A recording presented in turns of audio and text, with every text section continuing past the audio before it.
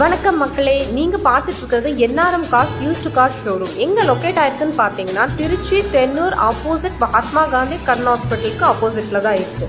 இங்க பாருங்க, உங்களுக்கு எக்கச்சக்கமான கலெக்ஷன்ஸ் இருக்கு. நியர்லி ஒரு 50+ கார்ஸ் ஒரே இடத்துல அவைலபிள் இருக்கு. பிரீமியம்ல இருந்து low budget, SUV, sedan, automatic, manual, கமர்ஷியல்ல பாத்தீங்கன்னா ஆம்னி, ஈகோ வரைக்கும் உங்களுக்கு இங்க எல்லா கலெக்ஷனுமே அவைலபிள் இருக்கு.